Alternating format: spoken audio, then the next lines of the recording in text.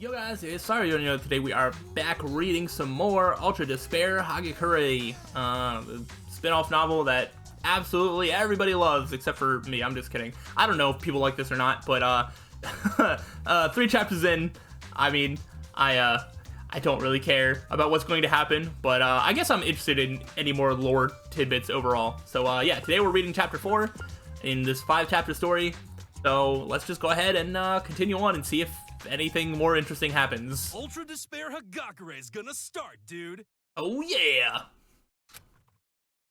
Ooh, alright, on our way to the subway station. Right. We're going to the subway station because the bridge didn't work out. So we're probably gonna go to the subway, maybe get to re-meet some of the other Warriors of Hope, and who knows what'll happen. And then we can learn even more about Kanon. Oh my gosh, I love it. Alright, on our way to the subway station, as we walked along the garishly colorful boardwalk, Kanon speaks. Didn't feel like you're gonna sneeze if you look directly into a bright light? Where'd that come from? Just answer, do you? It's not like something to be ashamed of or anything. Yeah, I guess I do. Some psychological thing, so it's not really embarrassing at all. I don't know if it's a psychological thing. Also, I only know about that from... Isn't that like if you stare at the sun, that happens? I would know.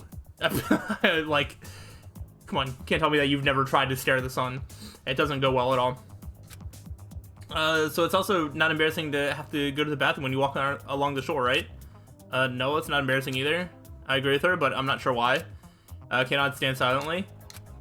Oh, don't tell me you're trying to think of a way to get your money back from me. Oh no. Then what are you so quiet for? And until you can give me an answer, I'm going to assume you're scheming. As I give her a scolding, Kanon just blushed. I have to go to the bathroom, okay? I'm holding it in here. Oh. The season question was her segue into asking for a potty break, huh? Embarrassed about asking to go to the bathroom? I gotta say, it's kind of cute in a way. What? So to help the poor girl out, we head into an abandoned house nearby. Monokuma was hiding inside, but Kanon handled it easily with her hacking gun. Kanon lets out a short gasp. What happened? Did you wet yourself? No, idiot. It's ran out of bullets again. First she doesn't mention that she has to go until right now, and now this. She doesn't plan ahead.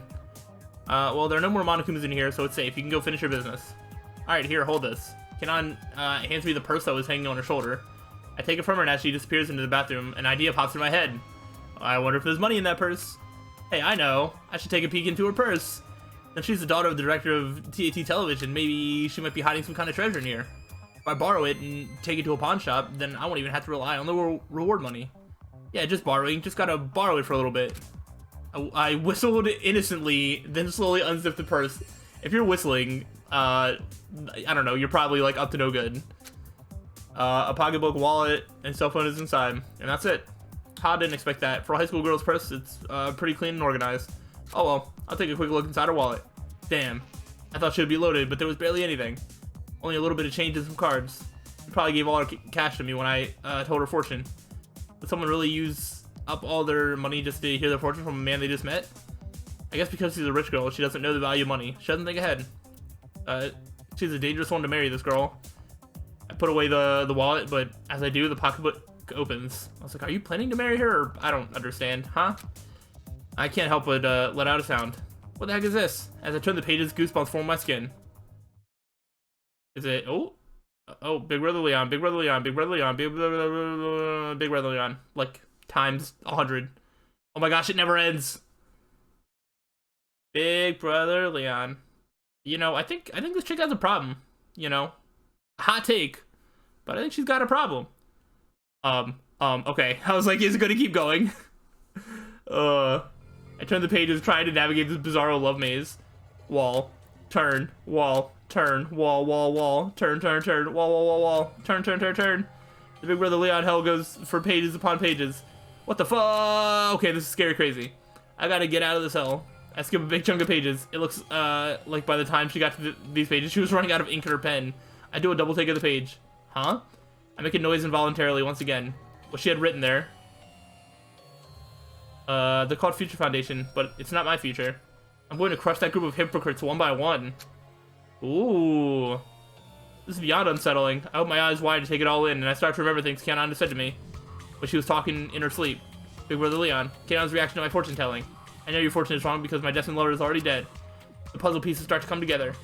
Kanon must be Leon's captive. She loves him in a twisted way and blames us for his death. That's why she hates Future Foundation so much.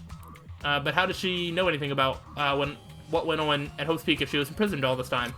Well, wait. She's had plenty of opportunities to learn what happened since she was broken out, but regardless, this kind of resentment is totally unjustified. I understand that Leon's death was horrible, but she shouldn't hold a grudge against us for that. And based on what I saw in Big Brother Leon, hell, this chick is downright crazy.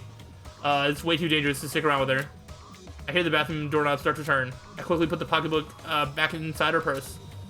Sorry about that, thanks for waiting. Kinda wipes her hands on her handkerchief. It doesn't look like she caught me snooping. Looks like I'm in the clear for now, but I just can't believe the girl in front of me owns that pocketbook. Something wrong? Those notes were definitely written by Kanon. Kanon is some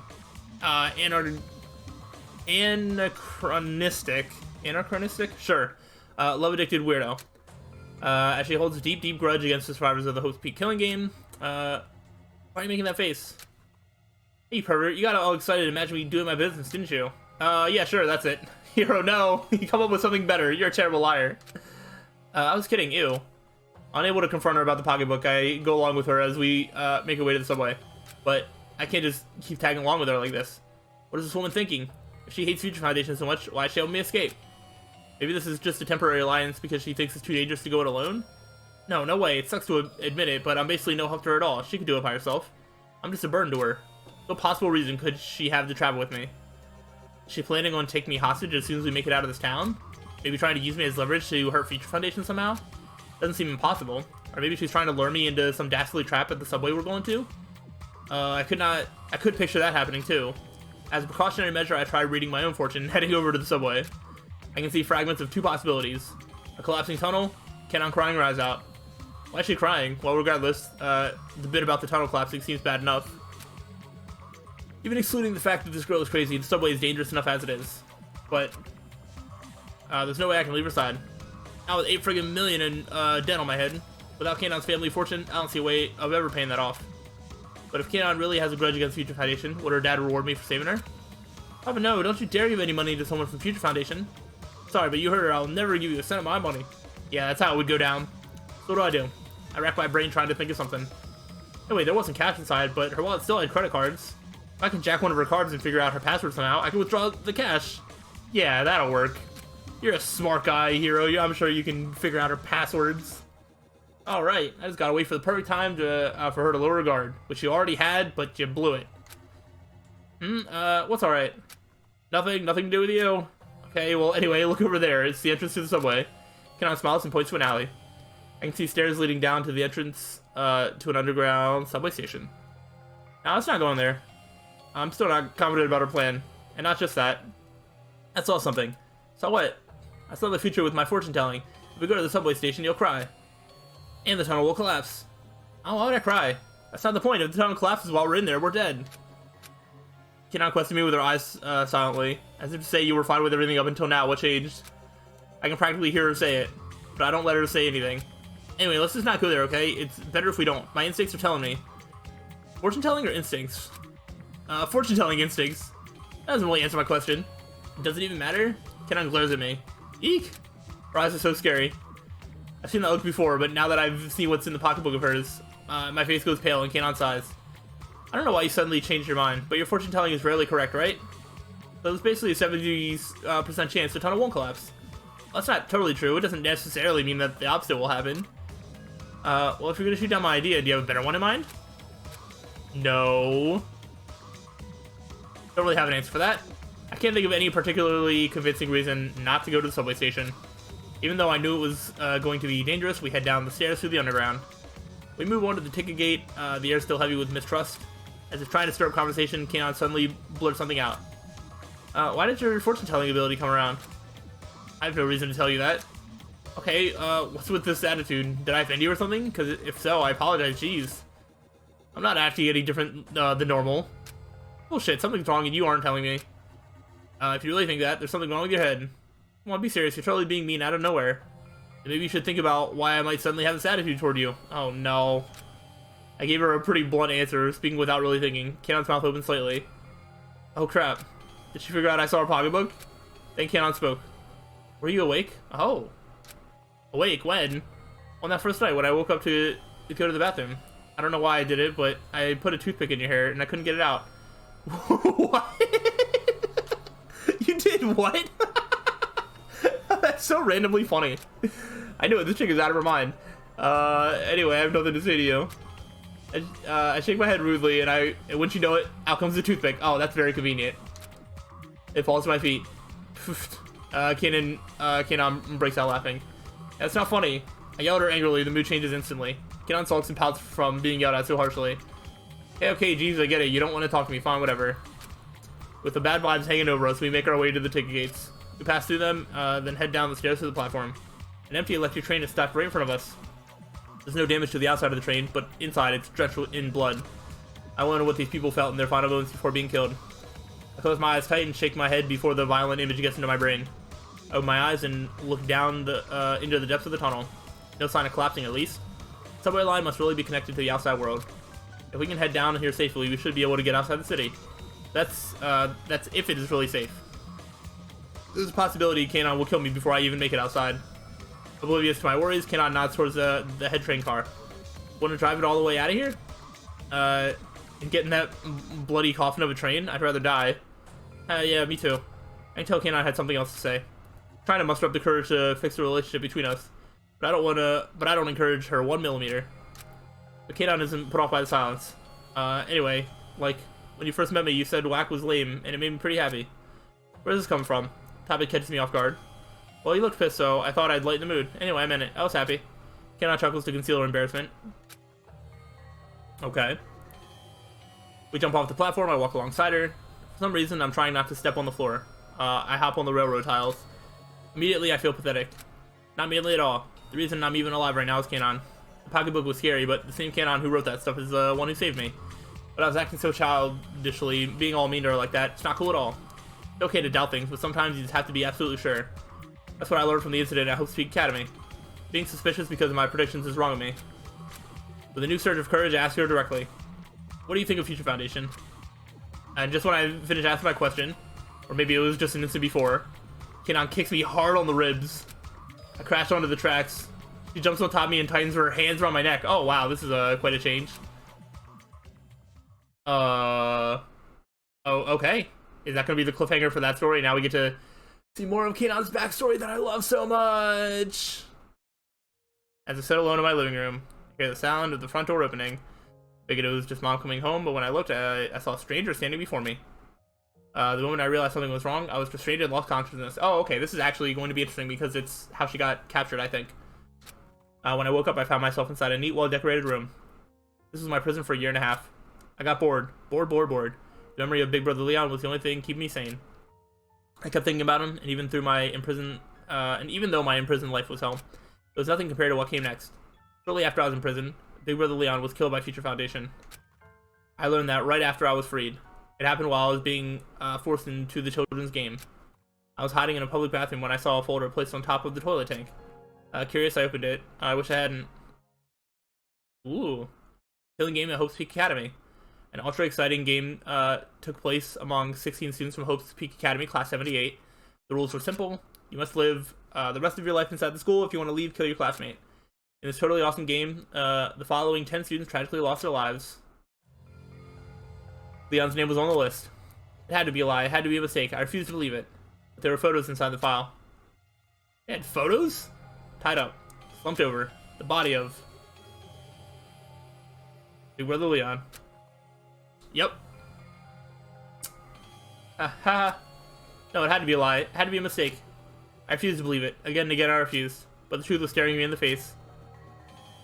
I didn't see any way around it. No matter how I looked at it, that was Leon. That was Leon. That was Leon Quadra's body. Stunned, I looked through the other pages in the folder. And once again, I learned something horrible. The survivors. By using the other participants as unwilling sacrifices, the following 6 students survived. The names and details of the 6 students were listed. These proud students have graduated from the Academy and joined Future Foundation. With glory and fame in hand, the survivors are showing the world their sense of justice. Why am I still alive? That was my first thought. My entire world was Leon. Why am I still breathing? Why is my heart still beating? Why am I standing? Why am I not dead? Why am I not able to kill myself? No, it's obvious. I didn't die, it was Leon who died. Now I live inside a world that's over, finished. That's the only thing. I have fallen into despair. That's it. That's all. But what is this? Why aren't the tears coming? I don't feel anything at all. Have my emotions frozen in shock? Or am I just the kind of woman who refuses to cry when the world ends? Emotions are how you feel about the world, so if the world has ended, maybe emotions end too. Anyway, I should go where Leon is. There's no point in living in a world where Leon is gone. I placed my hand on the door, intending to walk right into the claws of Monokuma, but in that moment I realized something. Not yet. Not today, because there are people out there who deserve to die. There are people out there acting like they believe in justice, even though they killed Leon. Still alive with their hollow words that sound nice, hiding how shallow they all are. I'll die after I kill them all. I swore on my life as if I were cutting the words right into my skin. But I couldn't kill Yasuhiro. I had my reasons. At first I thought he was just some random civilian. The weirdo with ridiculous hair was about to be killed by one of those monsters. That's why I saved him. It was after I saved his life that I found out he was a part of that twisted game. Human trash number 1, Yasuhiro Hagakure. I wanted to kill him on the spot when he told me. Wow, whack, that old 90s slang is pretty lame. It was just so similar to what Leon told me. I fell on my knees and starting bawling on the spot. I saw Leon and Yasuhiro. I hesitated to kill him longer and longer. I know he's aiming for Papa's money. I know he's Future Foundation, and he's totally lame. But he wasn't anything like what I thought a member of Future Foundation would be. When I talk to him, I want to kill him less and less. Maybe I should just let him be? My feelings even went that far. But he just casually says to me, "What do you think of Future Foundation?" I understood him immediately. It was probably while I was in the bathroom he looked inside my purse. He saw everything I wrote. On impulse, my body moved. I kicked him in the ribs and tackled him to the tracks. I wrapped my hands around his throat. I pushed my limbs against his Adam's apple, hard. And that's what happened. I'm going to kill Yasuhiro Hagakure.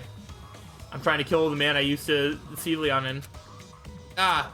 I hear a sound I've never heard before come from Yasu's throat. It calms me somehow. I can feel my eyeballs rolling up. It's like I'm watching this happen from an outside perspective. I'm not me. I can tell his Adam's apple is sinking into his throat. I want to kill him so bad. This is for Leon, right? No, I want to kill him because he saw my pocketbook. Once we're out of here, he'll tell Future Foundation everything he saw written in there. And if that happens, my revenge, my purpose in life will be thrown away. I have to kill him. I have to keep him from talking. His pupils are dilating. He's close to death. I'm going to become a killer. My vision is blurring over. I can only see a thin line. A sharp pain rushes through my body. Oh, and that is where we leave off. How about that? Okay. Okay. That is probably one of the more interesting chapters, because at least we are seeing the conflict of this story about Kanon's revenge against the Future Foundation, and it makes sense why she would think that, so that all adds up. And I assume, well, I mean, I kind of know for a fact, like, Hiro's not gonna die, like, off screen in some, like, random side story.